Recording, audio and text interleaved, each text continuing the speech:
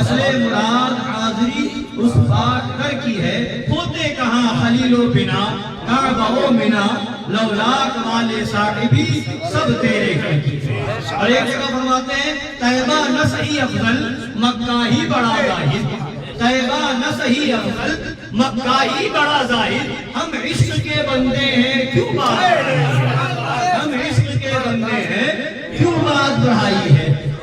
حدیث پاک کے اندر آیا، سرکار دو جہاں صلی اللہ علیہ وسلم کی حدیث پاک ہے، ارشاد ہوتا ہے لا يقبض النبی الا فی احب الامکنۃ الیہ، او کما قال صلی اللہ علیہ وسلم، یعنی مفہوم یہ ہے حدیث پاک کا کہ نبی کو جو نبی جب وصال فرماتے ہیں، دنیا سے تشریف لے جاتے ہیں، تو وہ دنیا سے وہیں پر تشریف لے جاتے ہیں، وصال پاک وہیں ہوتا ہے، اسی جگہ پر ہوتا ہے، اسی شہر میں ہوتا ہے جو جگہ جو شہر اس نبی کو سب سے زیادہ پسند ہو،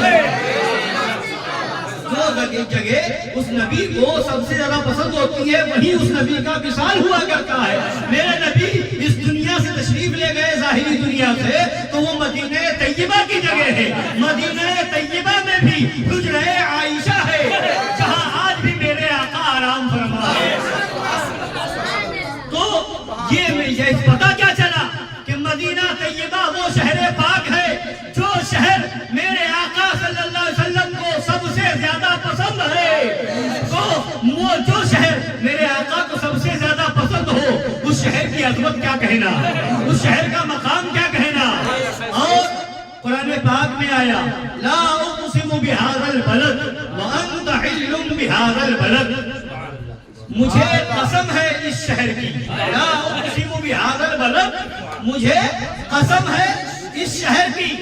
یہ شہر اس کے بارے میں آیا کہ یہ آیت مکی ہے، مگر فرمایا گیا، بعض علماء نے فرمایا کہ مکی بھی ہے مدنی بھی ہے، کچھ آیتیں وہ بھی ہیں جو دو بار نازل ہوئی ہے نا۔ تو یہ آیت مکہ میں شریف میں بھی نازل ہوئی، مدینہ شریف میں بھی نازل ہوئی، لا اقسم بہذا البلد، اس شہر کی مجھے قسم۔ صرف اتنا ہی نہیں فرمایا، اس شہر کی قسم۔ اب وہاں پر کوئی اگر اتنا ہی فرمایا جاتا تو کوئی عقل کا اندھا دیو کا بندہ نبی کی عظمت کا منکر یہ کہتا کہ مکہ کی قسم اس لیے یاد فرمائی گئی ہے، اس لیے یاد فرمائی گئی ہے کہ یہاں خانہ کعبہ ہے، اس لیے یاد فرمائی گئی ہے کہ یہاں حجر اسود ہے۔ مکہ شریف کی قسم اس لیے یاد فرمائی ہے کہ یہاں صفا و مروہ ہے، اس لیے یاد فرمائی گئی ہے کہ یہاں چاہے زمزم شریف ہے، آب زمزم شریف کا کنواں ہے، مگر نہیں یا مقام ابراہیم ہے، مگر نہیں، بلکہ خدا فرماتا ہے لا اقسم بہذا البلد، مجھے اس شہر کی قسم، وانت حل بہذا البلد، اے محبوب اس لیے کہ تم وہاں موجود ہو، وانت حل بہذا البلد، اے محبوب اس لیے کہ تم وہاں موجود ہو، اے محبوب آپ کی وجہ سے اس شہر کی قسم یاد فرمائی جا رہی ہے۔ خدا اس شہر کی قسم اس لیے یاد فرما رہا ہے کہ اس لیے کہ خدا کا محبوب جلوہ گر ہے، اور نبی کے جلوہ گر ہونے کی وجہ سے، نبی کے قدم پاک کے وہاں رہنے کی وجہ سے، نبی کے قدم پاک کو اس شہر کی مٹی نے، اس شہر کی زمین نے چھوا ہے، اس لیے اس شہر کی قسم یاد فرمائی جا رہی ہے۔ تو فرمایا بعض علماء نے کہ یہ آیت مکہ شریف میں بھی نازل ہوئی، مدینہ شریف میں بھی نازل ہوئی، جب تک نبی مکہ میں رہے یہ آیت مکہ کے لیے ہے، جب نبی مدینہ چلے گئے تو یہ آیت مدینہ شریف کے لیے ہے۔ شہر کی قسم اس لیے کہ اے محبوب آپ جلوہ گر ہے، کھائی قرآن خاکے گزر کی قسم، اس کفے پاک کی حرمت پہ لاکھوں سلام، اس کفے پاک کی حرمت پہ لاکھوں سلام۔ تو اعلیٰ حضرت نے فرمایا کہ طیبہ نہ صحیح افضل مکہ ہی بڑا ظاہر، ہم عشق کے بندے ہیں کیوں بات بڑھائی ہے، ہم عشق کے بندے ہیں کیوں بات بڑھائی ہے، مگر ہم تو عشق کے بندے ہیں، ہم تو یہی کہیں گے کہ کعبے کا نام تک نہ لیا طیبہ ہی کہا۔ پوچھا تھا ہم سے جس نے کہ نہضت کدھر کی ہے، ارادہ کدھر کا ہے، تو ہم نے یہی کہا مدینہ طیبہ جانا ہے، ہم نے یہی کہا رسول پاک کی حاضری، رسول پاک کی بارگاہ میں حاضری دینے جانا ہے، ہم نے یہی کہا بارگاہ رسول میں حاضری دینے جانا ہے۔ اب اس حاضری کے صدقے میں عمرہ مل جائے تو وہ بھی کریں گے، اس حاضری کے صدقے میں صفا مروہ پہ سعی بھی ہوگی، اس حاضری کے صدقے میں، اس حاضری کے صدقے میں حجر اسود کا بوسہ بھی ہوگا، اس حاضری کے صدقے میں مقام ابراہیم پہ نماز بھی ہوگی، اور اس حاضری کے صدقے میں سارے ارکان ادا کیے جائیں گے، مگر اصل مراد حاضری اس پاک کی ہے۔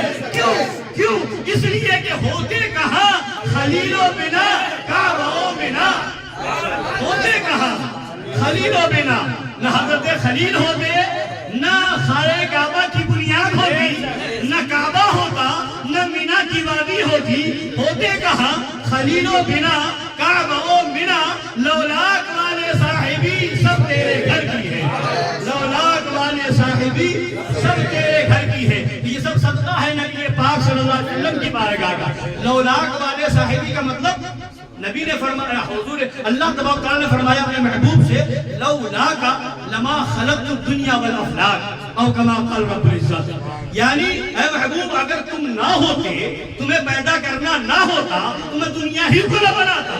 یہاں تک کہ فرمایا لولاک لما اظہرت الربوبیہ، اے محبوب اگر تمہیں پیدا کرنا نہ ہوتا تو میں رب ہوں یہ بھی ظاہر نہ کرتا، اپنے رب ہونے کو ظاہر نہ کرتا۔ تو اس لیے لولاک فرمایا، تو لولاک کس کے لیے ہے؟ نبی کے لیے ہے۔ لولاک والے کون ہیں؟ میرے آقا ہے۔ تو اسی کی طرف اشارہ کیا اعلیٰ حضرت نے، ہوتے کہا خلیل و بنا کعبہ و بنا، لولاک والے صاحبی سب تیرے گھر کی ہے، لولاک والے صاحبی سب تیرے گھر کی ہے۔ تو مدینہ طیبہ کا وہ مقام ہے، وہ اس کی عظمت ہے، وہ اس کی رفعت ہے کہ مدینہ طیبہ کے اندر جانا اور وہاں کا ادب یہ سب سے اہم چیز ہے۔ جس بارگاہ کے بارے میں آقائے دو جہاں بلکہ اللہ تبارک و تعالیٰ نے ارشاد فرمایا اس بارگاہ کے بارے میں، یا ایھا الذین آمنوا لا ترفعوا اصواتکم فوق صوت النبی، اے ایمان والو اپنی آوازوں کو نبی کی آواز پر اونچی نہ کرو، بلند نہ کرو، وَلَا تَجْهَرُوا لَهُ بِالْقَوْلِ كَجَهْرِ بَعْضِكُمْ لِبَعْضٍ، اور اس طریقے سے آپ نبی کی بارگاہ میں گفتگو نہ کرو جیسے آپس میں ایک دوسرے سے چلا کر کے بلند آواز میں گفتگو کرتے ہو۔ خدا نے منع فرما دیا اونچی نہ کرو آواز نبی کی آواز پر، نبی کی بارگاہ میں بلند آواز میں گفتگو نہ ہو، یہ اللہ نے منع فرما دیا۔ کیوں؟ اگر ایسا ہو گیا تو کیا ہوگا؟ اگر ایسا ہو گیا تو کیا ہوگا؟ ان تحبط اعمالکم وانتم لا تشعرون، تمہاری نیکیاں برباد ہو جائیں گی، تمہارے اعمال غارت ہو جائیں گی، تمہیں خبر بھی نہ ہوگی، تمہیں شعور بھی نہ ہوگا، وانتم لا تشعرون۔ تو یہ اس بارگاہ کا ادب کس نے سکھایا؟ اللہ سکھا رہا ہے۔ اس بارگاہ کا ادب کون بتا رہا ہے؟ اللہ بتا رہا ہے۔ اس بارگاہ کی عظمت کون بتا رہا ہے؟ اللہ بتا رہا ہے۔ جس بارگاہ کا ادب ایسا ہے، جس بارگاہ کی عظمت کا یہ عالم ہے، تو اس بارگاہ کے آقا ہمارے آقا کا عالم کیا ہوگا؟ مدینے کے تاجدار کا عالم کیا ہوگا؟ مالک المختار آقا کا عالم کیا ہوگا؟ ان کا عالم تو یہ ہے، فرش والے تیری شوکت کا علوم کیا جانے، خسروا عرش پہ اڑتا ہے بریرہ کے۔ نعرہ تکبیر، اللہ اکبر، رسالت، اعلیٰ حضرت، جانے حضور مظہر اعلیٰ حضرت، جانے شیر ہندوستان نقیب الرحمان صاحب قبلہ، نعرہ تکبیر، نعرہ رسالت۔ زیارت حرمین شریفین زندہ باد، زیارت حرمین شریفین زندہ باد، سے خواجہ عثمان ہارونی زندہ باد، ہر شہر گلی گلی علی علی علی علی، ہر شہر گلی گلی علی علی علی علی، مصطفیٰ کے نور عین یا حسن یا حسین، فاطمہ کے دل کا چین یا حسن یا حسین۔ تو یہ بارگاہ رسول کا ادب کہ آواز اونچی نہ ہو، آواز بلند نہ ہونے پائے، یہ خدا منع فرما رہا ہے، روک رہا ہے، پابندی لگا رہا ہے، ادب کرو اس بارگاہ کا، احترام کرو اس بارگاہ کا۔ اور اس کے آگے وعید بھی بتا دی گئی، اگر آواز اونچی ہو گئی تو کیا ہوگا؟ تمہاری نیکیاں برباد ہو جائیں گی۔ اور آپ کو معلوم ہے کہ جب قانون بنتا ہے، جب قانون بنتا ہے تو اس کے ساتھ قانون توڑنے والے کے لیے سزا بھی متعین ہوتی ہے، قانون توڑنے والے کے لیے سزا بھی متعین ہوتی ہے۔ اب اس سزا سے اندازہ لگایا جاتا ہے کہ قانون کی اہمیت کیا ہے۔ اس قانون کا मकाम क्या है, उस कानून का मर्तबा क्या है। बिला तशबीह बिला तमसील, दुनिया में बहुत से कवानीन गवर्नमेंट लगाती है, हुकूमत लगाती है। अगर सिग्नल तोड़ दिया तो ये जुर्म है, उसकी सजा ये होगी। अगर जाकर के बगैर हेलमेट के तुमने बाइक चलाई तो ये जुर्म है, उसकी सजा ये है, जुर्माना ये है। अगर गाड़ी चलाते वक्त पट्टा न लगाया तो ये सजा है। इसी तरीके से अगर चोरी कर ली तो उस पर ये सजा है, उसके लिए ये सजा मुतय्यन है, उसका जुर्माना ऐसा होगा। और अगर उससे बढ़ते बढ़ते इसी तरीके से देखते जाएंगे, और अगर मर्डर हो गया तो उसके लिए जुर्माना और सख्त है, उसकी सजा और ज्यादा सख्त है। और अगर गद्दारी हो गई तो उसकी सजा और ज्यादा है। बिला तशबीह बिला तमसील, कानून जब बनता है तो उसकी हैसियत के एतबार से सजा मुतय्यन कर दी जाती है, उसका जुर्माना मुतय्यन कर दिया जाता है। हज़रात गिरामी, खुदा का बनाया हुआ कानून है, खुदा का दिया हुआ हुक्म है कि नमाज पढ़ो, रोजा रखो, ज़कात दो, हज करो। मगर उन सब के साथ साथ आप जब देखेंगे ऐ मौला अगर नमाज न पढ़े, छूट जाए या छोड़ दे तो क्या हुक्म है, तो शरीयत कहेगी फासिक हो जाओगे, शरीयत कहेगी गुनहगार हो जाओगे। नमाज छोड़ दी तो क्या हुक्म है, तो कहा जाएगा कि गुनहगार हुए। रोजा छोड़ो तो गुनहगार है, फासिक है। मगर ईमान नहीं जाएगा, बाकी अमाल बर्बाद नहीं होंगे। जो नेकियां की थी वो नेकियां बर्बाद न होंगी। एक वक्त की नमाज छोड़ी तो उतना गुनाह होगा, दूसरी नमाज बर्बाद नहीं जाएगी, रोजा बर्बाद नहीं जाएगा। एक दिन का रोजा छोड़ा रमजान के महीने में, उसका गुनाह मिलेगा, मगर बाकी और जो नेकियां की है वो नेकियां बर्बाद न जाएंगी, वो नेकियां अकारक न होंगी। हज़रत गिरामी वक़्त उसकी सजा ये है कि तुम जो है फासिक कहलाओगे, गुनहगार कहलाओगे, मगर बाकी जो और आमाल है वो आपके ज़िम्मे बरकरार रहेंगे, उसके आप हकदार रहेंगे। अब आगे बढ़िए, जब नबी की बारगाह का अदब है अल्लाह ने बताया है, तो उस बारगाह का अदब बताने के साथ अल्लाह फरमाता है अगर अदब न किया तो सिर्फ इतने से छुटकारा नहीं कि तुम फासिक हो जाओगे, तुम गुनहगार हो जाओगे, तुम्हारा ये अमल मरदूद होगा, तुम्हारा ये अमल खुदा की बारगाह में नामकबूल होगा। और इस अमल बढ़ के खुदा फरमाता है अगर ये इसके खिलाफ तुमने किया तो तुम्हारी नेकियां सब बर्बाद। नमाज पढ़ी थी बर्बाद, रोजा रखा था बर्बाद, हज किया था बर्बाद, ज़कात की थी बर्बाद, उम्रा किया था बर्बाद, सदका किया था बर्बाद। अब यहाँ पता क्या चला कि अगर नमाज को बचाना है तो बारगाह रसूल को बचाना है तो बारगाह रसूल का अदब करना होगा, हज को बचाना है तो बारगाह रसूल का अदब करना होगा, ज़कात को बचाना है तो बारगाह रसूल का अदब करना होगा। यानी अदब रसूल हो, मोहब्बत रसूल हो तो नमाज है, रोजा है, हज है, ज़कात है। अगर वहाँ कमी हो गई तो सब बर्बाद है। इससे पता चला कि पहले आशिक़ रसूल बने। तो ये अल्लाह कानून बना रहा है, अगर तुमसे गुस्ताखी हो गई, आवाज ऊंची हो गई तो नेकियां बर्बाद, आवाज ऊंची हो गई तो अमाल बर्बाद। आवाज ऊंची होने पर ये हुक्म, आवाज ऊंची होने पर ये सजा। तो फिर अगर कोई कहे माज़अल्लाह, नबी मरकर मिट्टी में मिल गया, कोई कहे माज़अल्लाह कि नबी मजबूर और बेबस है, माज़अल्लाह, कोई बारगाह के अदब में कमी हो जाए, आवाज ऊंची हो जाए तो ये सजा है। तो बारगाह वाले की भी अदबी हो जाए तो क्या सजा होगी, तब उसकी नमाज कैसे नमाज होगी, उसका रोजा कैसे रोजा होगा, उसका हज कैसे हज होगा। पता क्या चला कि खुदा हमारी नमाजों का मुहताज नहीं, हमारे हज का मुहताज नहीं, हमारे तवाफ का मुहताज नहीं, बल्कि खुदा बता रहा है ऐ मेरे बंदो तुम्हारी नमाज जब कबूल करूंगा जब मेरे महबूब के बन जाओगे। तो ना अदब करने पर ये सजा है। और आगे फरमाता है जो अदब करने वाले उनके लिए क्या फरमाया है। जब ये आयतें नाज़िल हुई तो सहाबाए किराम अपनी आवाज़ों को पस्त कर लिया करते थे, नबी की बारगाह में बहुत धीमी आवाज में गुफ्तगू करते थे। खास तौर से सिद्दीक़ अकबर और फारूक आज़म रज़ी अल्लाह तआला अन्हुमा के बारे में आया कि बहुत पस्त आवाज, धीमी आवाज में गुफ्तगू करते थे। यहाँ तक कि सरकारे दो जहां सल्लल्लाहु तआला अलैहि वसल्लम को दोबारा पूछना पड़ता था क्या कहा। इस तरीके से धीमी आवाज और पस्त आवाज में गुफ्तगू करते थे। तो उनकी ये अदब खुदा को इतना पसंद आया कि आगे खुदा फरमाता है इन्नल लज़ीना यग़ुद्दूना अस्वातहुम इंदा रसूलिल्लाह, بے شک جو لوگ اپنی آوازوں کو رسول اللہ کی بارگاہ میں پست رکھتے ہیں اولئک الذین امتحن اللہ قلوبہم للتقوی، یہ وہی لوگ ہیں جن کے دلوں کو اللہ نے پرہیزگاری کے لیے چن لیا ہے، یہ وہی لوگ ہیں جن کے دلوں کو اللہ نے تقوی کے لیے چن لیا ہے، لہم مغفرۃ واجر عظیم، ان کے لیے مغفرت ہے اور بڑا اجر ہے۔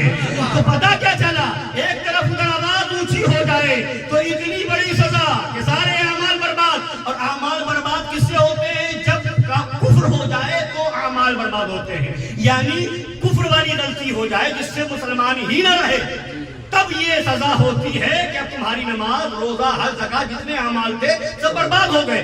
کفر ہونے پر یہ سزا ہوتی ہے، اور کفر نہ ہو تو یہ سزا نہیں ہے۔ تو پتہ چلا جب آواز اونچی ہونے پر کفر ہو جاتا ہے تو پھر نبی کی توہین کرنے پر کفر کیوں نہ ہوگا؟ تو وہابیوں دیوبندیوں کو ہم کافر یوں ہی نہیں کہتے، یہ انہوں نے گستاخی کی ہے۔ قرآن کہتا ہے نبی کا گستاخ کافر ہے، نبی کا گستاخ دائرہ اسلام سے خارج ہے، نبی کے گستاخ کی نماز نہیں دیکھی جائے گی، نبی کے گستاخ کا روزہ نہیں دیکھا جائے گا، نبی کے گستاخ کا حج نہیں دیکھا جائے گا، نبی کے گستاخ کا عمرہ نہیں دیکھا جائے گا۔ دیکھا جائے گا تو پہلے دیکھا جائے گا عاشق رسول ہے یا نہیں۔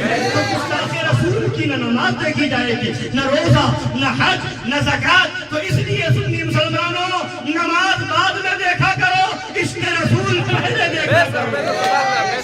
قرآن نے بتایا ہے، اور قرآن کہتا ہے جن کے دلوں میں نبی کی بارگاہ کا ادب ہے، جن کے دلوں میں نبی کی بارگاہ کا احترام ہے، قرآن کہتا ہے ان کے دلوں کو اللہ نے پرہیزگاری کے لیے، تقوی کے لیے چن لیا۔ ان کا دل پرہیزگاری کے لیے، پتہ کیا چلا؟ نبی کی بارگاہ کا ادب